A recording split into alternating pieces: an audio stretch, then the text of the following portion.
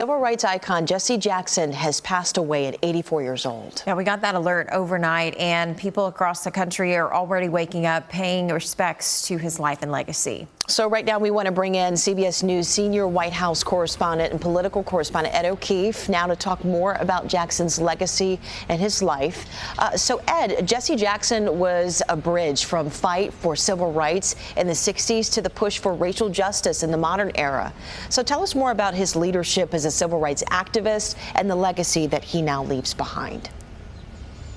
Sure. Well, remember, this is someone who worked with Dr. Martin Luther King Jr. back in the 1960s up until his assassination, and then he took his own leadership, his own following to his home base of Chicago and started building out what eventually became known as the Rainbow Push Coalition, which not only pushed for civil rights, but really pushed corporate America to better embrace its minority customers, its minority employees. And at several different points, especially in the 1970s, he launched a series of boycotts on companies to pressure them into making changes that would either be amenable to their customers or to their workers. And it was something that caught on in corporate boardrooms across the country.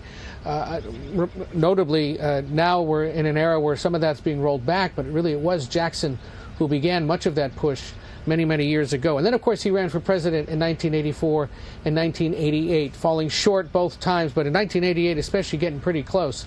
And so much of what he did in those campaigns paved the way for the modern Democratic Party. Not only the big obvious one, an African-American running somewhat successfully, if falling short, opened the door to Barack Obama doing so, Kamala Harris, Cory Booker, and others being able to mount presidential campaigns later on and getting elected.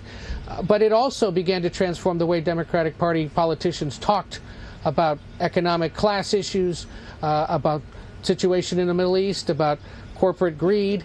All those issues that are now commonplace in the Democratic Party rhetoric were so new back then because he was pushing for it first. So one of the other things, Ed, that we know is that Jackson was actually diagnosed with a progressive degenerative condition before his death. So what do we know about his health condition?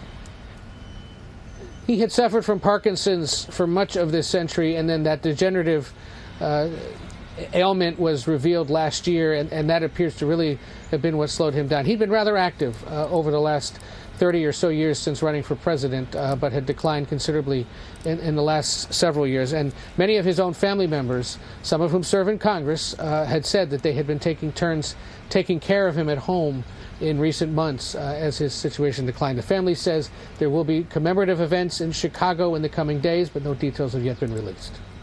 Ed O'Keefe, we certainly appreciate your report. We'll also catch up with it on CBS Mornings coming up at 7 a.m. Thank you so much. We appreciate your time.